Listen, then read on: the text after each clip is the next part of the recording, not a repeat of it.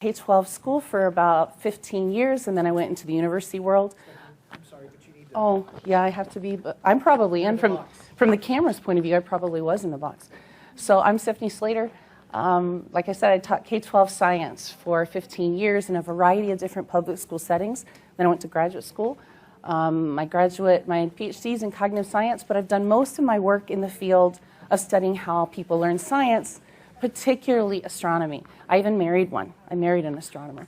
So it's up close. It's Piaget and research technology, up close and in your house. So Tim's an astronomer, and he has spent the last 30-something years doing astronomy education. So you can imagine that as we came in as retired people into the classical Christian education world, which from this moment forward will heretofore be referenced as the community, because classical Christian education is a mouthful, nobody was more excited about being part of this community than we were. Because in the regular schooling world, astronomy is sort of relegated to the backwoods, right? So to be in a community of people who are going to be super excited about teaching astronomy and teaching it from a mathematical perspective, as a mathematical art, are y'all satisfied back there? Teaching it as a mathematical art, nobody's more thrilled. I've personally spent 20 years going all over the world trying to get people to teach astronomy as a verb rather than something you read out of an encyclopedia. So I look at this and I think, these are my people. Once we started our school, though, and we started to look into this community framework, which we adore and which we think is good and true and beautiful, the trivium just seemed to flow for us. It all makes sense. It hangs neatly off of its foundational documents. But we couldn't really understand how the Quadrivium was put together. Because, as I say, it's a mathematical liberal art. But I've spent my entire career trying to get people to teach astronomy as a mathematical endeavor. And that is a really big uphill fight. So super excited to figure out what it was that you guys had figured out that the rest of the world hadn't. And then we really struggled with the idea of music as a liberal art. And when I say music as a liberal art, I don't mean an endeavor that applies math. Because that's not a mathematical art, that's an application, right?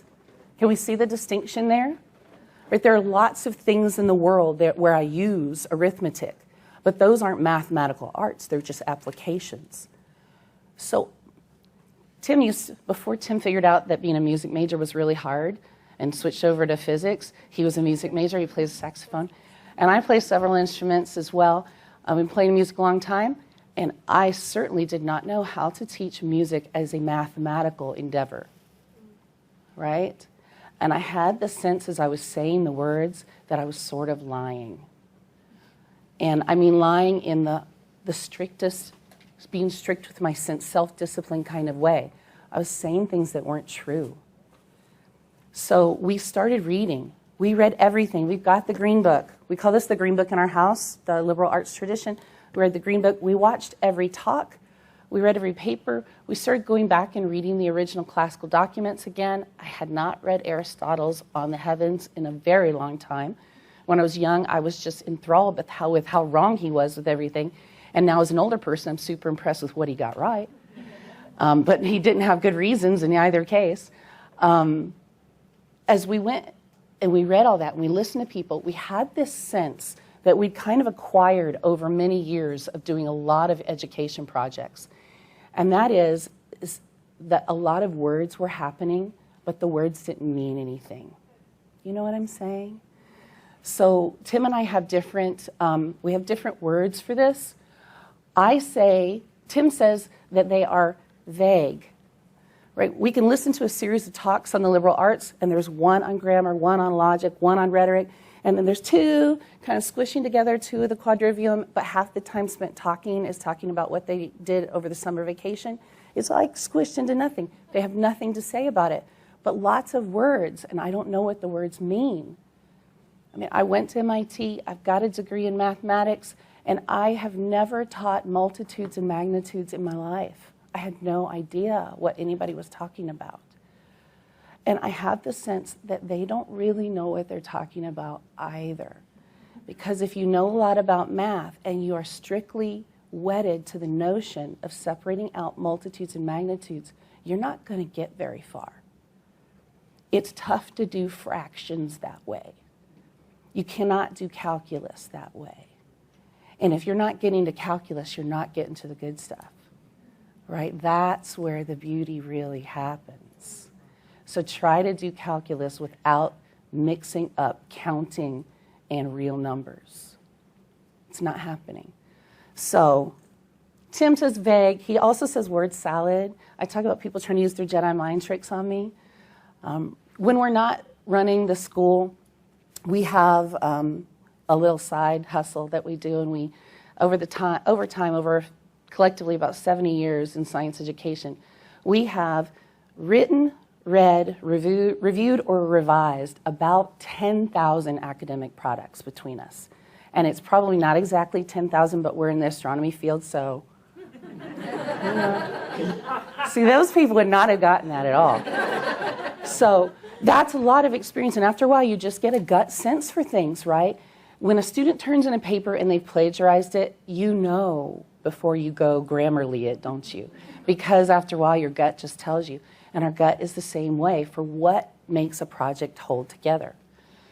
As Christians, the first thing that makes us hold a project together is we have to know what's first. And for us, at our school, in our lives, it's God first and God only. Am I on the right slide? Yeah.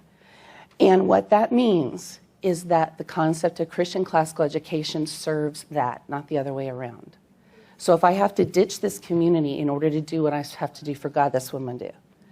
Liberal arts, the same thing. Trivium, if it's got to go, it's got to go. And the quadrivium, if I have to tear it apart and make it another trivium that's about math, that's what I'll do if it serves God, because I'm not a slave to the quadrivium. So when I look at it that way and I put it together with our experience as project reviewers, we know we have to seek out the transcendent because that's where God is, but that's not very helpful, right? That's not like a way to get us through the haze of what's going on. So we went back to that original mind frame, that original framework that we have for projects that work. And all projects have two things in common. One, they're worth doing. The juice is worth the squeeze, right? They are beautiful. Their end products will be good. They will help a student seek out the beautiful and the good, right? And they've got a good return on investment. We're of limited resources. I'm only one person. I have to do what's going to get me to where I want to go. That is all easy and lovely. The second part is that they all have to be truthful, and that is very difficult.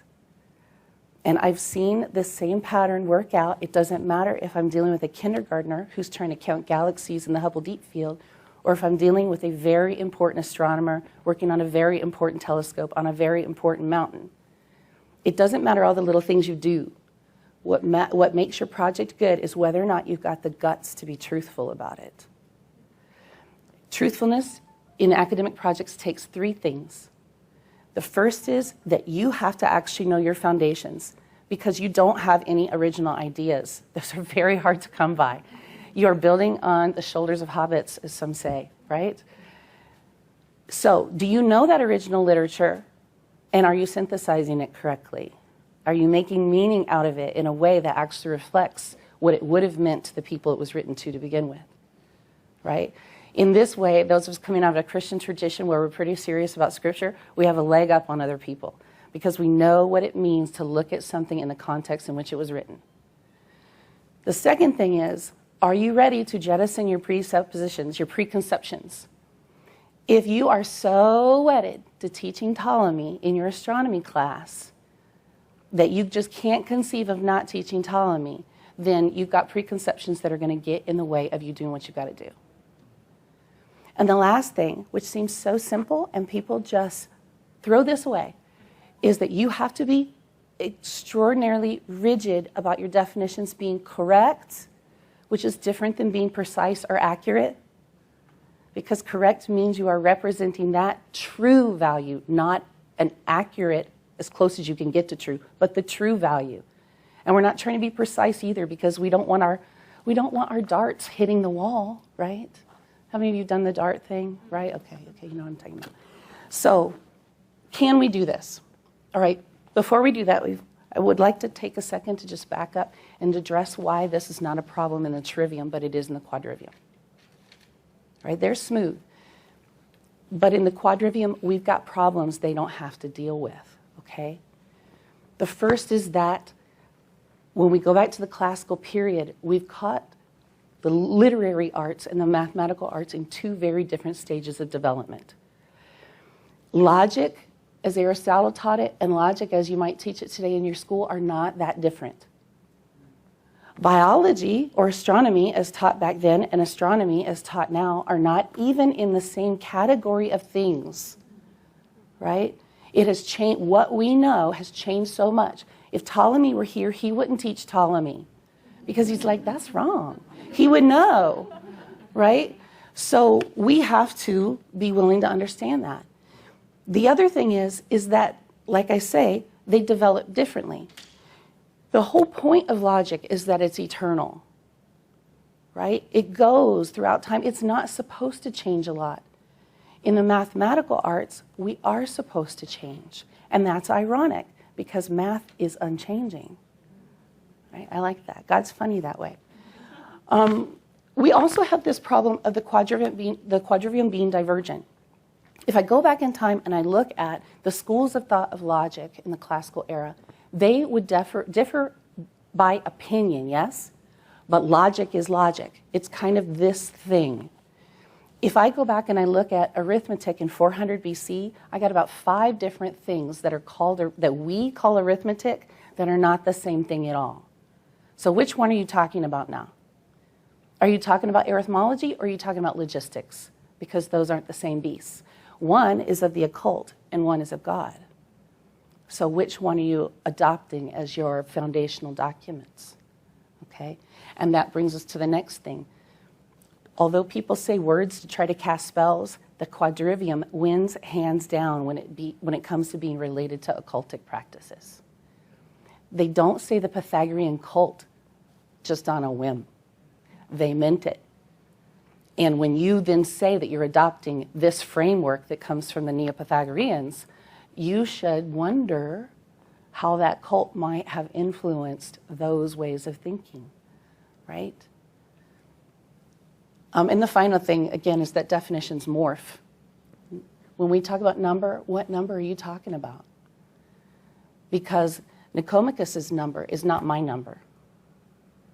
And we think something as fundamental as number doesn't change its meaning, but it's not even the same beast, right? So we got to check all of those things at the door, and we have to forgive ourselves. There's not something inherently wrong with the mathematical arts that the quadrivium is maybe a little less developed. It's the nature of the beast. So what we decided to do for us is to pull it all apart and to first ask ourselves, how truthful were we being with ourselves? Because on our website and in our words, we would talk to our parents about teaching music, for instance, as a mathematical endeavor, as a mathematical art, and we're not. 10% of our instructional time is dedicated to teaching music because we really believe in the value of doing that. But we're not teaching as a mathematical art. And when we say those words, we're not being truthful. Yikes. I'm lucky that my head of school is married to me. If you say that to your head of school, you're going to get slant eye cast at you, right? But I can say that. We are not being truthful. Were we teaching astronomy as a mathematical art? Very tough to do. There are very few people on the planet Earth who currently do astronomy as a mathematical endeavor. The idea that you're having your 5th graders do it is probably not very truthful. So, what texts are we building upon? Are they appropriate? Are we thinking about them correctly? Are we willing to stand here in front of you guys and say that we're jettisoning a part of the quadrivium and lose your good favor? Or do we want your good favor? We have to think about those things.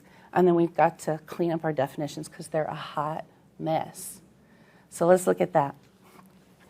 So, liberal arts. What exactly is one? We should probably start with that if we're even going to go on talking about the quadrivium.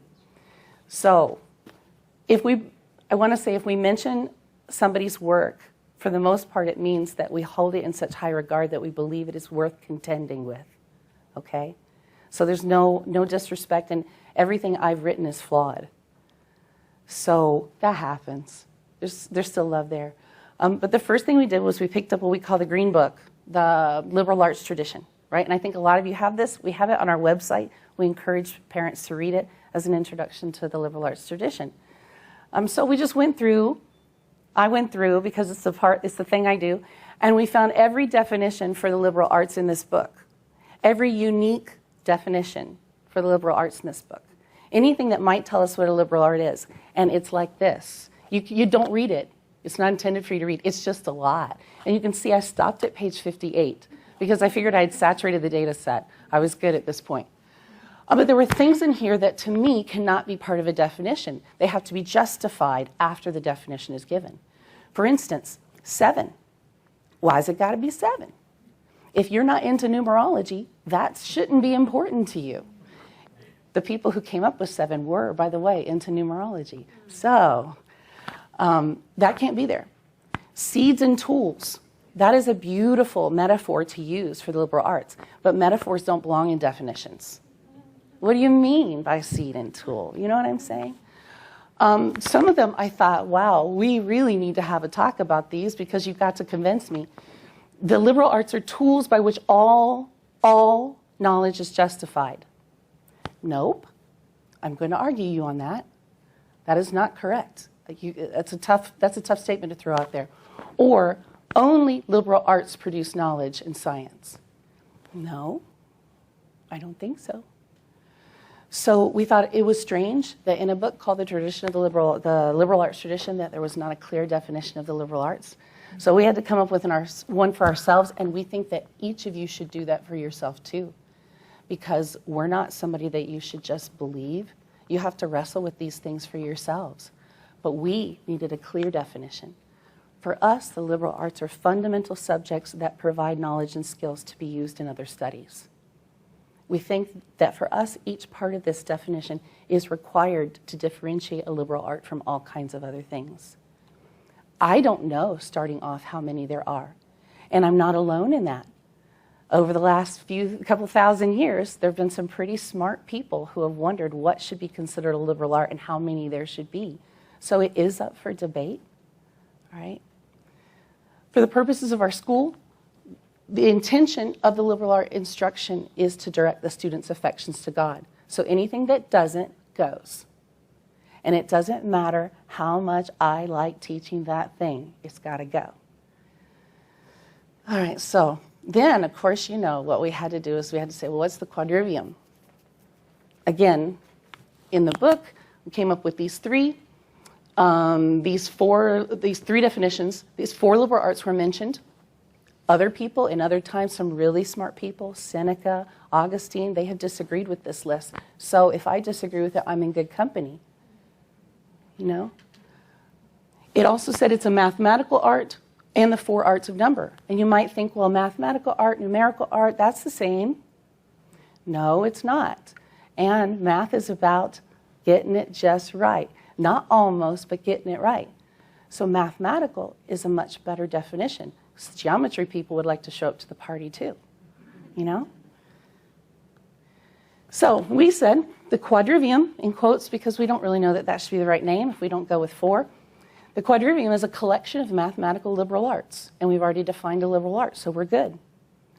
In particular, for us at our school, in our application, there are 3 things that we use to determine whether or not something should be included in the curriculum, because there is the whole universe included in the mathematical liberal arts. So how do we winnow that down? First, the students have to acquire skills that will allow them to explore and to understand the harmony and the order of God's creation. So these are things that they have to be able to do when they get done with it. If they just know all the names of the planets and they know all the things in an astronomy course, that's not going to get them there. They have to have acquired skills that they didn't pick up in mathematics or in arithmetic or geometry. The second thing is that they have to develop abstract reasoning that they can then employ in all these different things. And the third is that they will be better equipped to serve their God. that means that there has to be something usable in it. We're not just all going to sit around and talk about math all day long. We got to be able to use it to do something. Okay, so we said, well, that's fine. We don't have time to talk about all four of the potential mathematical arts at this time. Let's just pick one and let's do the easy one. Let's start with arithmetic, right? Because we all know what that is. So in the Green Book, it says on page 69 that arithmetic is perceiving and relating discrete number. And I read that out to Tim, and he looked at me, and I just started laughing because he said the exact same thing that I said the first time I read it. He said, perceiving, that's interesting. What's that supposed to mean in this case? And I said, I know, right? I said the exact same thing. So what I want to know is, because this is a definition, what exactly do we mean when we say that? Right? Because I'm going to say this to my parents. I have to know what it means. So does it mean something like this? That the person can look at 6 objects and say, that's 6 objects. That's 6 pretty parrots, or that's 6 pretty beach things. Is that what I mean when I say perceived number? She's nodding yes, and I nod yes too, because I think that that's what that means. Does it mean this? That I see the number 6 and I perceive that that is associated with a multitude of 6 objects somewhere out there in the universe.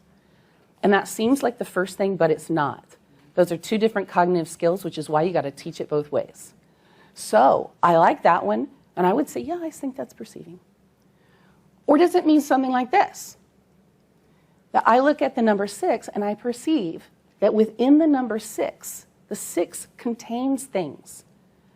The 6 can be divided into halves, thirds, and sixths, which gives me 3, 2, and 1. And when I add 3, 2, and 1, I get back 6. That makes 6 a perfect number. The first one. Does anybody know the second one? Once you know, you're going to start seeing advertisements everywhere. What's the next one? It's 28. You see Rolex. Every Rolex ad has a 28 on the date. Isn't that weird? Why is that? Why did they do that? By the way, 6 is the perfect number, and if you get 6 times 6, if you square 6, you get 36, which is the first circular number. If you go 6 times 6 times 6, do you know what you get? 216. Yeah, there you go. You get 216, which is the first spherical number, which is very important because Pythagoras believed that 1, the unity, was a spherical entity, right? So spherical numbers are the number of God. 6 times 6 times 6. How weird is that? I wonder if that's ever going to pop up in our culture. Or does it mean this? Now, I didn't put all the pages on here. I know you're going to count them. There are 10 pages in the Theology of Arithmetic, which is the follow-up to Nicomachus's Introduction to Arithmetic. There are 10 pages explaining to you the meaning of the number 6. And if you were an educated individual, you would know these things. So for instance, number 6, it arises out of the first even and odd numbers, male and female, as a product and by multiplication. Hence, it's called androgynous. It's also called marriage. In the strict sense that it arises not by addition, as the pentad does, obviously, but by multiplication. Moreover, it's called marriage because it is equal to its own parts, and it is the function of marriage to make offspring similar to its parents. If you were a well-educated person 2,500 years ago and you had taken arithmetic with Pythagoras, you would know this. This is important, which is why Pythagoras was only concerned with whole numbers, and actually only the numbers between 1 and 9, which are called discrete numbers. That's when he's talking about the study of the multitudes, he's only talking about those 9 numbers. Is that what I'm going to base my math on in my school? I don't think so. I'm not teaching that. So when I say I am, I'm not speaking truth. And wherever I don't speak truth, God cannot bless me. I will not find order and harmony in spaces where I don't have the guts to say the truth. So, Here's the 4 things I just showed to you. Assigning a quantity to a symbol, assigning that symbol to a quantity, recognize the number of parts of a number, and recognizing the inherent intrinsic mystical meaning in every number. If you like the first 2, and me in the front row do, we like modern arithmetic. Those of you heathens who like the last 2, get out of here, classical arithmetic people. No, no, no.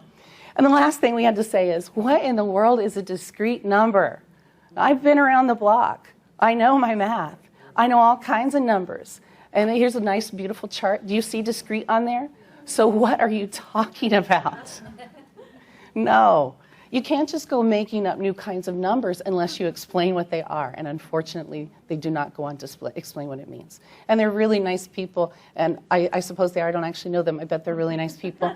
And my work has got flaws in it. And I get emails from people all the time telling me that I've got the wrong, weight for Jupiter on page 127 in my textbook, and please fix it. I understand. I'm not trying to hurt them. So I went back and I looked at this whole multitudes and magnitudes thing, and I called people and we emailed people and we asked people and we watched all the videos, and nobody can tell me a good reason why my Christian children need to strongly differentiate between multitudes and magnitudes. If you know what spiritual good, what closeness to God will be achieved by my students separating out multitudes from magnitudes, call me, email me, and I'm willing to learn. But when people say arithmetic is the multitudes and geometry is the magnitudes, I just think that is super silly, and you're not getting far with that. Also, Pythagoras wouldn't have liked that. The mixing of the two, and he'd have thrown you off the side of the boat. No. So instead, we're going to go to our great surprise with Aristotle, who we don't think of as being a very mathematically inclined person.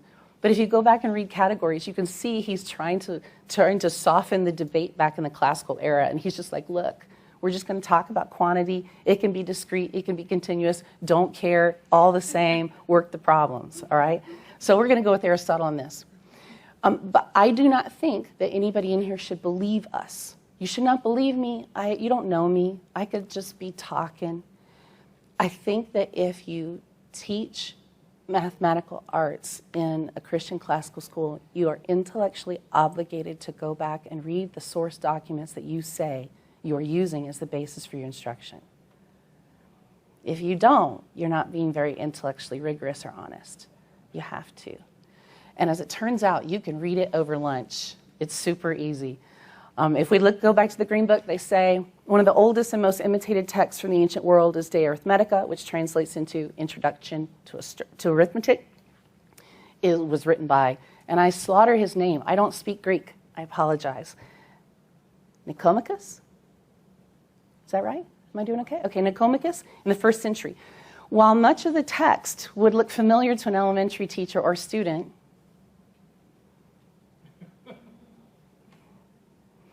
its differences are also striking. Nicomachus introduces the skills of arithmetic and subtraction, and even has a multiplication table that runs up to 10 by 10 beyond the 4 basic operations. It also discusses elementary sequences and series and investigates fractions as a part of division. Does anybody go, ooh? My teacher senses are perking up there. No. And again, this isn't for you to read, and it's hard for me to even read, but here's the contents of it. It's preamble for 6 chapters. Chapter 7 starts with evens and odds, which was very, very, very important to the Pythagoreans, right? Because harmony can only be achieved by the merging of opposites. So you must know all the things in the universe that are even and all the things in the universe that are odd. And that's the whole game plan here. So there are even time even evens and even time odd evens and odd time even evens, and don't confuse them. There are primes, there are secondaries, composites and relatory primes. There's superabundance, deficients, and perfect numbers. 6 is 1, yeah. Multiple superparticulars, sesquialters, sesquitertian numbers, superpartidians, multiple superparticulars. I don't even know. And for each kind, there's a formula given for how you calculate them, and there's a list of the first 10 or so of the species, which is not an introduction to addition. It kind of presupposes addition. I have math equations in my textbooks too, but that doesn't mean I'm introducing arithmetic or anything else. And so here's that 10 by 10 multiplication table. It is a group of numbers that happens to be 10 by 10, but that's not its purpose at all. As you can see, the second row is the double of the first row, and the third row is the triple of it. The fourth is the quadruple of it, which you probably knew, which makes good sense. The third row is the sesquialter of the second row. In general, any row is a superparticular of the row above it, clearly and objectively. The multiples proceed as a notion, the superparticulars as they involve the first row. Hallelujah. Good grief. So we went through, and none of this is true. I have never seen any of that stuff. If any of that is familiar to an elementary school teacher or student, I'll eat my shoe. It's not true. It doesn't introduce any of the mathematical functions, and it certainly doesn't talk about fractions, because a neo-Pythagorean would have never engaged in the notion of a fraction. There are only ratios. And if you try to give me a number that is not some ratio of whole numbers, I will throw you off the boat, right? So this is not a foundation for arithmetic. This is a foundation for arithmology.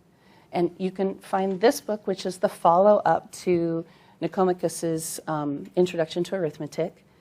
It's not his theology of arithmetic, because most of that was lost. But his good friend Iamblichus copied it all down and added a few bits in, and you can go through and read it. It's arithmology, which is the precursor, one of the forms anyway, of numerology, is what's being taught in these books. And we're not going to teach that at our school. Y'all can do as you please, but we're not teaching it at our school. Excuse me. So, are there better foundations that we can build upon? Yes, there are. Unfortunately, that foundation that we want to build upon is something that, I don't read Greek. Does anybody read? I can sound it out because I know the letters. Anybody just read it? I think it says logistics or something in the ballpark of logistics. There's hardly any literature left from the classical era on logistics, which is what we would normally call arithmetic. There's nothing left because, as they say, why would you write about children's work, right? So we don't have that. But we do have the descendants of logistics. We have Descartes. We have Newton. We have these things. And none of those things were based on arithmology, although we should say Kepler and Galileo and even Newton dabbled in divination quite a bit. But they were men of their time. What can you say? So in our world at our school, arithmetic is going to be the study of quantity. And we don't care what kind of quantity it is. If it's a quantity, we're studying it. We're going to start with logistics mathematics, just like they did 2,500 years ago, even going back before that. We're not going to teach it the way they did because we don't have the same kind of numeric symbols that they had. It wouldn't work out very well. And we've got number symbols now that we can add with where we don't need pebbles. So if we do calculus, it's going to be the kind where we differentiate things. It's not going to be the kind that involves playing in the dirt. A little calculi for the pebbles, right? We're not doing that. We're going to go right through logistics, and we're going to study quantities through calculus because that's where the beauty is. And if somebody here needs to work on, a special needs version of calculus, how can we pull out the most beautiful of that so every one of our kids can get to it? Everything we teach is going to be to help our students better know and serve our God, our orderly God, because he reveals himself through the order of the numbers. So when we looked at the rest of the trivium, we asked ourselves three questions. The quadrivium. Does it teach its own mathematical art? Not, does it apply a mathematical art? Because that does not make it a liberal art. That makes it a science, yes? So are we going to be, I can't speak for anyone else, but when I speak the words, I have to speak the truth because I think God's only going to bless me if I do.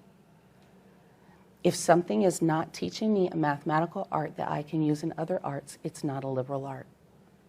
That's the truth of it. And in the end, does everything I teach direct the student to God? If I use those two filters, I should be fine, right? So in geometry, what are we going to do? Well, Euclid didn't dabble in the occult quite as much as the other folks did. And so his work has turned out to have a lot of staying power, and we're going to go with that, right? What do they say? Second only to the Bible and the number of translations and editions that it's gone through. There's something to that. One cannot say the same for the works that we were citing when we were talking about arithmetic. There's like one translation of that theology of arithmetic. It's hiding, and that's probably a good thing. We're going to study geometry is the study of space and shape. We're no mention of continuous number. What are we talking about there? Nobody knows what those words mean. They're just speaking clear, clean English. Our students are going to study shape and size. They start it in the preschool, and we're going to continue through proofs, conic sections, trigonometry, all the things that have to do with understanding space and shape. That's for us.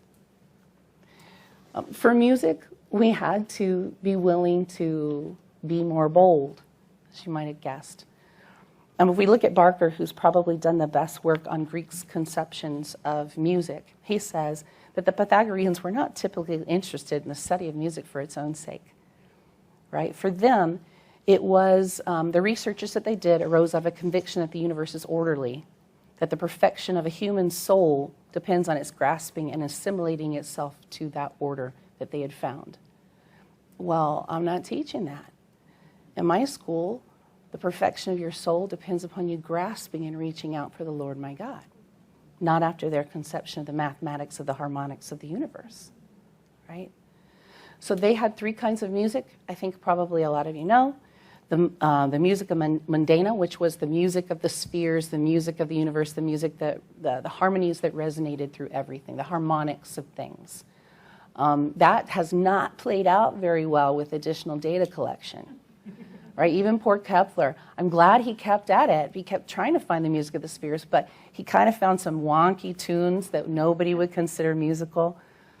It was good effort, though, and he came up with 3 laws that we found to be useful. The music of humana, we're not teaching that. The notion that the internal workings of your body have resonances and harmonies, and if you get them in alignment with each other, that your body and your soul will be aligned with the universe. No, not teaching that. So that leaves us with just music. If we go back and read what they were teaching, if we go back and read Capella and Cassiodorus and all these kind of guys as to what was actually in the curriculum for teaching music, even into the Middle Ages, we're not teaching that. You would probably need to be at a music conservatory majoring in music theory, studying number theory, and then studying an obscure text of number theory to teach what they were teaching in the Middle Ages, which is just not for us. Our kids do count. They start playing instruments when they're wee ones. Our preschoolers are all, they've got their little claves and they've got their little blocks and they're reading the notes and they're counting. But that's just applied math. It's not a mathematical art. So unfortunately for us, we had to boot music out of the quadrivium. Go forward. Also, we don't think that our students are probably using the music that they learn in math to go forth and do anything. I've thrown some things out there, asked some people to come up with a way in which they might take the music learned, the math learned in music and use it in another application, but it's nothing unique that they're not learning in arithmetic. And honestly, why do I have to lie about it? Why do I have to say that I'm teaching it as a liberal art when teaching it for its own sake is sufficient? And we do. Like I say, 10% of our instructional time is on music. Excuse me. So astronomy, come back to where we started. Astronomy is, our heart's there. But when we say astronomy, whose astronomy are we talking about? Cosmology, astrology? Are we talking about spherics? Spherics is the place here where you are getting a mathematical art that's unique. Unfortunately, our friend Kepler led us to the knowledge that things are not working in spheres. So that had to go. We don't think, and again, I've spent 20 years doing this, I don't think that there are many people on the planet Earth who are teaching astronomy as a mathematical skill or endeavor, period, much less as a unique mathematical skill. And that's okay. They don't have to. And I don't know how you'd use astronomy for another, as the basis for another field, unless you're going into divination, which I don't want to. So in this era in which Christians are no longer engaging in astrology, I think it is a really tough sell to say that astronomy is a liberal art. And I say that as a person who can use the stars to navigate without a compass across the Pacific Ocean. So don't use the navigation one on me, right? That would not have flown with any of those guys, and it's not flying with me. That's a very unusual practical art that I'm engaging in, right? So astronomy is not a liberal art. That's been a hard one to live with at home. So instead, we're adopting something that we're calling natural philosophy, but probably that's not the right name, and we're debating this, what it should be. For us, it is a unique skill that builds upon arithmetic and geometry in the same way that rhetoric builds upon grammar and logic. We bring those two together, and we're doing something bigger with it. We're having students study the quantity, space, and shape of the natural world, which is beyond geometry and arithmetic. Our students begin with first knowing how to describe the natural world. They sort, they count, they measure, they map.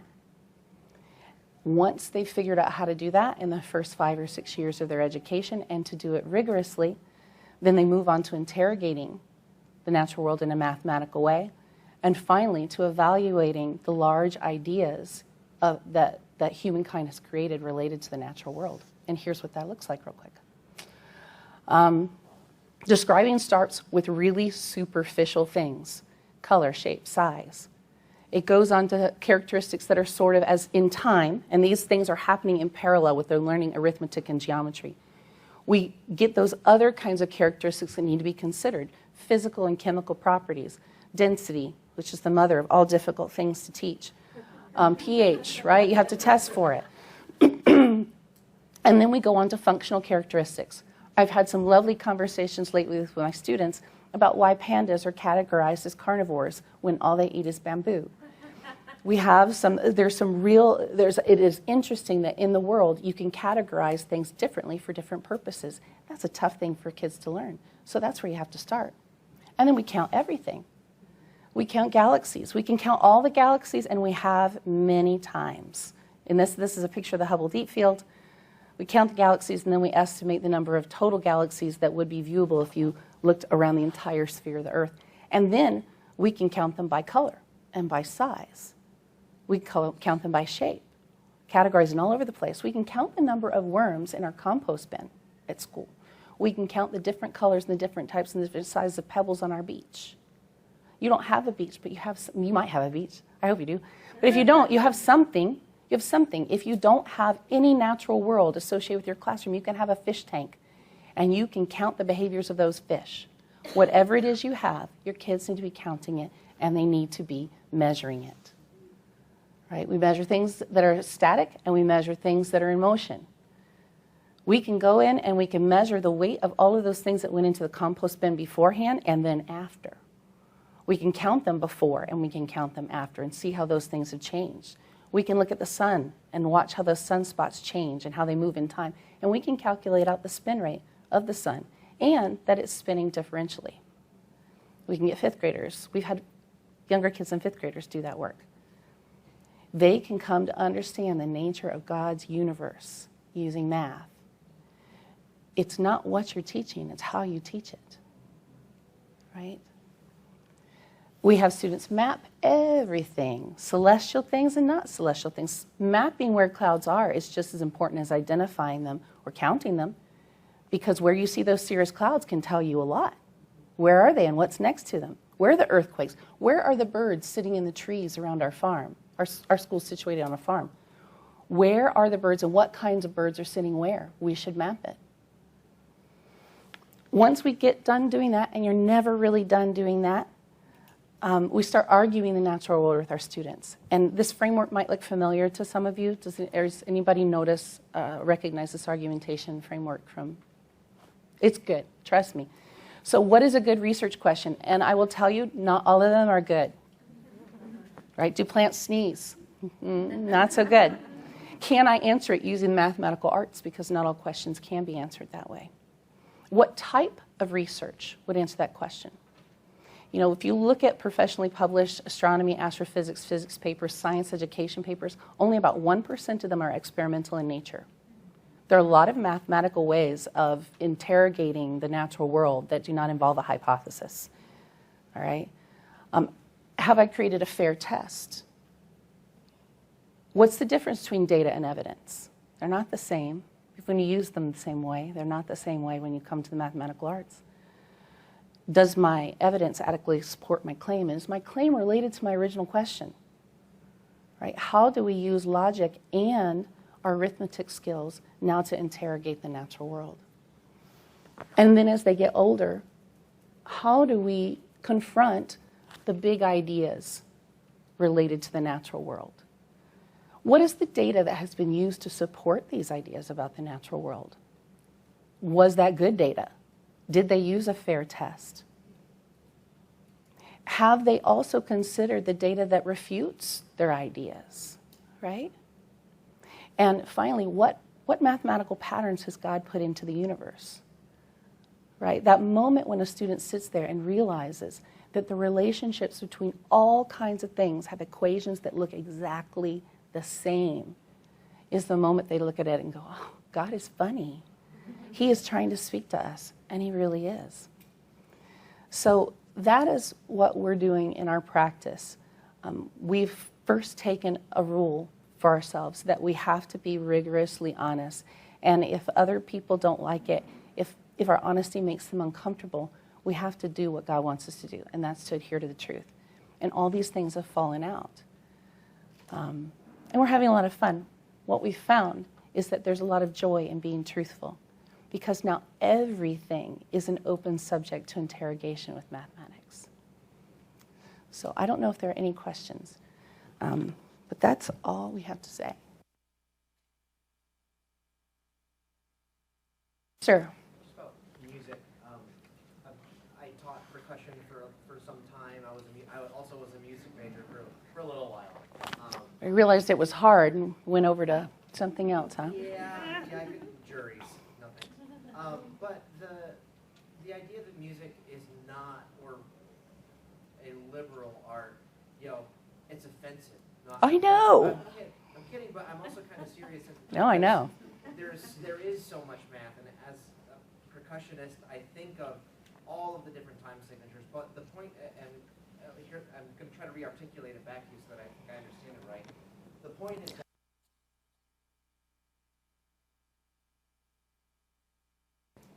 is only useful into itself and not applicable in any other's pursuits. Well, let me ask you a question. When you're using math in music, and we do, right? I mean, it's tough to count out a measure if you're not using some numbers. How is that a different math than what you learned in arithmetic? Aren't you just applying arithmetic? And that's good. There's nothing wrong with applying arithmetic. I think it's great for students to look. That's how we teach music, is we say, okay, well, sometimes we'll say, well, there's 6 beats in this measure. There are only 4 counts to the measure. What are your options? Right? But that's not a unique mathematical art. They're taking their math from arithmetic and they're using it. That's very different than what they were doing in the classical period, where they were working out all kinds of classifications of harmonics and then seeking that within the human body and within the natural world. And occasionally, honestly, we use that story about them plucking the string and noticing the length did something sorry, she was zhushing. I thought she was giving me a signal. We use that story, and was it he using water in cups or was he using pipes, different lengths, da-da-da. So what they did really was they noticed that certain notes were pretty, certain lengths of strings were pretty, and certain ones weren't. And then they looked at the ratio of those strings, and then when they went looking for that ratio out in nature.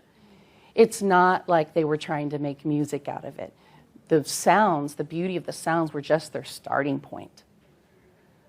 So if you go back and you look at the curriculum materials of Capella or all these kind of guys, and you look at what they meant by teaching music, it doesn't look like anything that we do. I read it, and I don't know what I read. It was complete gibberish.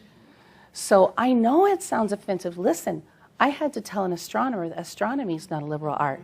So I feel, we had that conversation for a decade.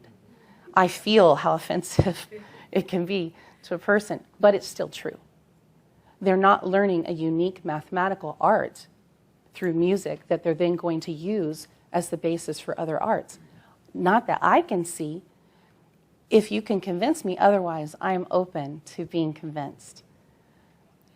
However, it does not remove, it not being a liberal art does not change the fact that it's a beautiful way to train the human mind. It is a beautiful way to train our students towards orderly thinking. It changes their neurological structure inside of their brains. And it also orders their affection towards things that are beautiful. I have 4-year-olds who sit in music appreciation class with me and will listen for 20 minutes straight on the edge of their chairs watching an orchestra play. Right? With music, so a side thing for us with music that we've found that might be interesting to you guys is when we tried to play our students music that was just music, they were not interested at all. The moment they saw human beings making those sounds, they started sitting on the edge of the couch. So we're a screen-free school except for music. And all the music we play for our kids, we try to have it be real live humans performing. And our 4-year-olds can tell you if it was Beethoven or Mozart, and they can sing the songs back to us. So we know that music is extremely valuable. But it can be valuable and not be a liberal mathematical art. There are lots of things that aren't, that are of value. I have still useful into my geometry course. There are triangles, planes, points, and whatnot. Yeah. And I really enjoy that. I was wondering if you had any original sources from the modern period, Newton and Descartes forward, that you feel like could be used in a similar way in a classroom. I am so much... Oh, I'm sorry. His question was related to Euclid, and we use that in our geometry classes. I think that most classes use some piece of original Euclid. You don't have to use it all, right? That's a lot of reading to get through to get to some geometry. But did I have any more modern pieces of work in the field of geometry or in arithmetic in general? I'm asking about Newton and Descartes specifically. So pieces that we use in class? Original ones. That is not my thing, and so I cannot tell you what I use, but I bet that somebody in this room has an answer.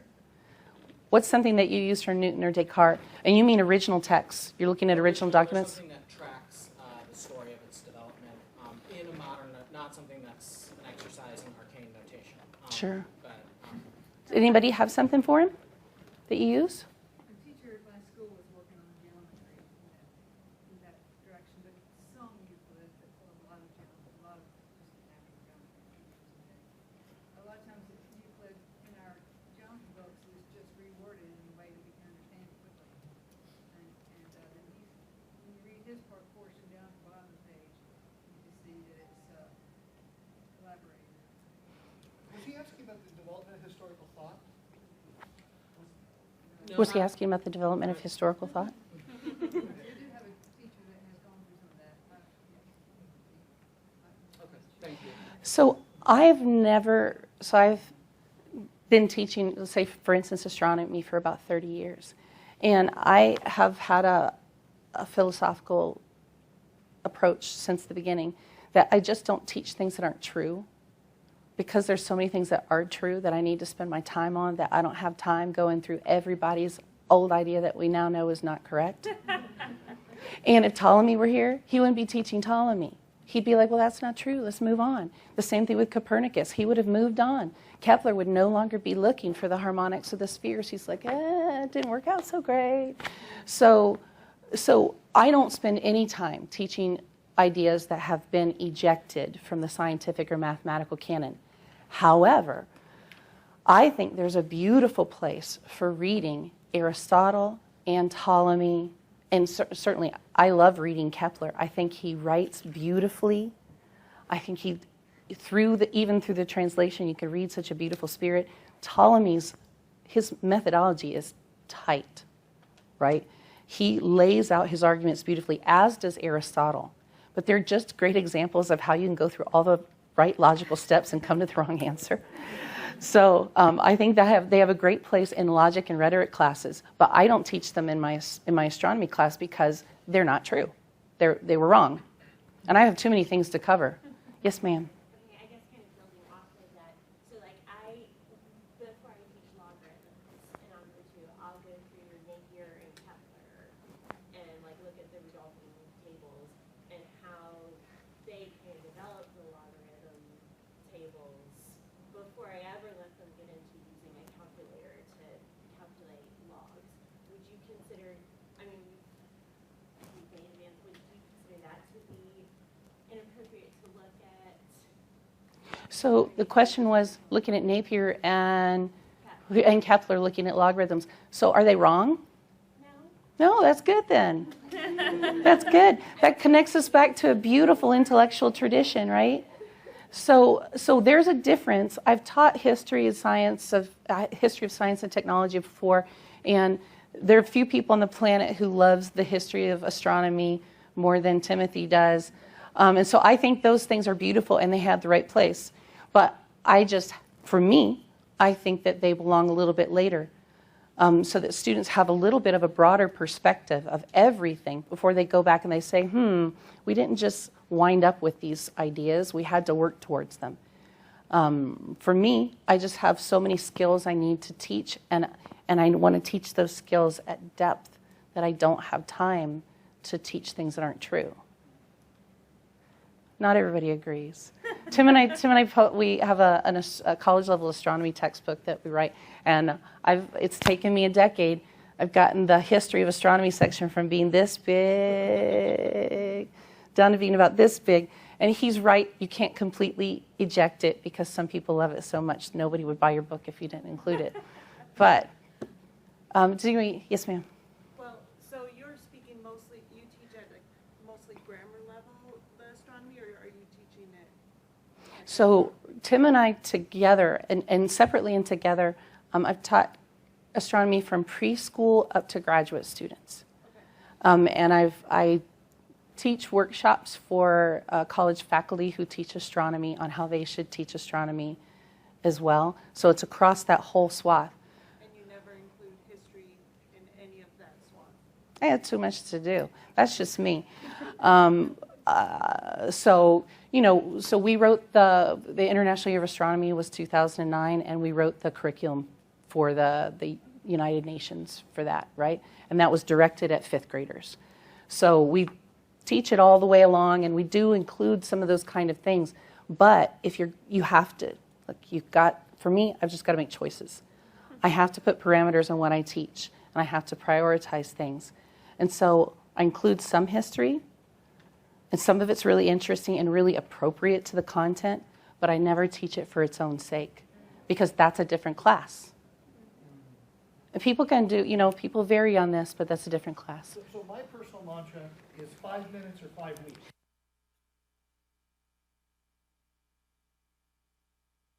I love it, and all the different ways that the moon faces work, how the moon wobbles back and forth, and I love it. But 5 minutes or 5 weeks. You talk about the history of some of these astronomical ideas. We'll mention it for 5 minutes, but let's get on to what's really going on. Don't spend 5 weeks on history of astronomy. Well, and that's why the whole process, I don't know if you've ever used the understanding by design process, where you really very clearly articulate your outcomes for your students. I think a lot of us do some version of that. Unfortunately, a lot of people really clearly articulate those behavioral and knowledge level kind of outcomes for students, and then we go teach what we please. A little cheating. You're supposed to articulate those outcomes and then determine how you know if your students met it, and then teach them what they need to know in order to meet those things. And if your ideas, your outcomes are large enough, it really does force you to winnow down your curriculum. We've got thousands of years of history. You can't cover it all. We have the entire universe of God's glory to help our students love. Something's got to give. And for me, it's a lot of the history that is no longer true. Because it's just a different class. I do love that stuff, but it's a different class.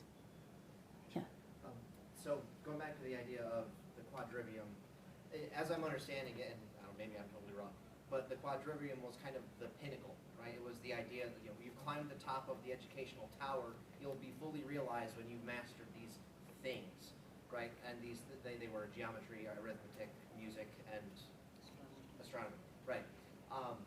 So then, are you saying that the only two that belong there are arithmetic and geometry? So whose astronomy are you talking about? What astronomy are you talking about when you're talking about astronomy as a liberal art?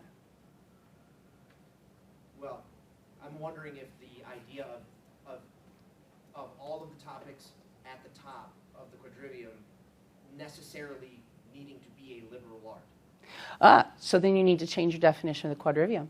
That's kind of what I'm asking. And you can. You're allowed. You're allowed. So I would say, these things we always have to remember that people are involved in everything. So my question would be to you, what is the chain of custody of the Quadrivium? Right, whose original idea was that? And whose hands did it go through? So if we start with Pythagoras, who ran a cult, and I don't mean a cult because it was a cult of personality, I mean a cult. And that was then passed down to the Neo-Pythagoreans, who were trying to revive the cult that had been, to a certain extent, stamped out, who were also down for the cult part of it. So you've got Nicomachus, who then translates that to Iamblichus, who then translates that to Boethius. So I'm not a cult member. So I'm not beholden to that. So why did they put astronomy in there? So this is what I'm saying about you have to interrogate your foundations. Why is this thing there?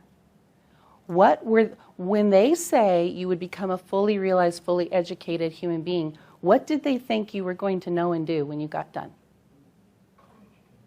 Is any of it good? I'm not in the business of teaching my students to be engaged in divination or astrology or any of the other things, and that is what they were in the business of doing. So it's cool. The problem is it sounds so good, doesn't it? I get it. Arithmetic, geometry, music, and astronomy, the numeric liberal arts, mathematical liberal arts, it sounds really good. But as soon as you start digging underneath it, you go, well, I don't like that. So, do I want to sound good or do I want to be a god? That's where the rub is. Am I willing to offend myself, my husband, and others by saying, sorry, but since we're not teaching astrology, I mean, you gotta get this, right? So if you go back and you read those original textbooks, right? If you go back and you read the original music texts that they're looking at, the conversation is about knowing whether or not the person has got an even fever or an odd fever. Because an even fever is treated this way, and an odd fever is treated this way. Now, the number 7 is the number for health. And see if this sounds familiar to you at all. This is what you've got. I'm going to give you this treatment. You should be better in 7 days. If you're not better in 4 days, or if you've gotten worse, you need to come back and see me because I've probably given you the wrong treatment. Have you ever heard that? That is straight out of the Theology of Arithmetic book, almost word for word from Hippocrates. And why is that? Because 7 is the number of health, but 4 is the foundational number. And if you've gotten to the foundation and you're not better, it's because you're along the wrong treatment. So yes, you had to know their arithmetic in order to be a doctor or to be a politician or to run the military. I mean, it is so hard for us to put ourselves back in their shoes and understand what this stuff meant to them. But as Christians who interrogate our scripture and the world that those scriptures came out of, we have the skills to do that. Is that the chirps? The chirps are telling me to go? So, but no, does saying this have does it, going down this road that we're on is not for the faint of heart, right? But following God is not either. So that's where we are. Anyway, Josh. So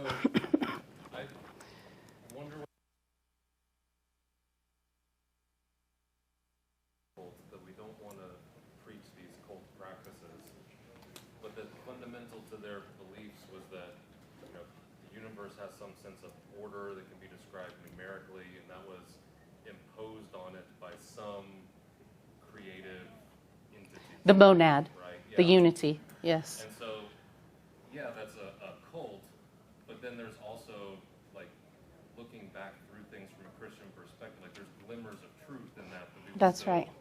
hold That's- to. That's So right. Is there, I don't know, kind of keeping the balance of like the baby in the bathwater situation of how much we throw out, how much we realize, like, actually they were on the right track. We don't want to teach it the way they taught it, but there's glimmers that we can pull from that to still be foundational for what we're teaching now. So which track? Their religious track or their mathematical track? Because both of them were heavily flawed. It is ironic that the guy who's credited with the Pythagorean theorem would not admit square roots. That's funny. Right? So mathematically, he was heavily troubled because the only numbers they were truly interested in were numbers 1 through 9. Right? And every manifestation and every relationship that you could create with those numbers. And number 1 was not considered a number. So what are we saying when we're saying he was on the right track? And everybody knows that there's a God who created everything. I'm not going to give anybody like special credit for that because everybody knows that. He has spoken to everybody's heart, right? So yes, he said number created everything, but you know Pythagoras meant it literally. And so there's that whole conversation between, or in text, that whole argument between him and Aristotle as to whether or not numbers could literally have made everything because they have no weight and things have weight. Therefore, they cannot truly be constructive numbers. When we say number and when the Pythagoreans said number, we're not talking about the same thing. And it's really unfortunate that we use the same word for it. So they didn't mean number like you mean number. They meant a symbol that has intrinsic cosmic powers. So is that what we're holding to here? I'm not that big a fan of Pythagoras, right? All right, we've got to go. Thank you very much.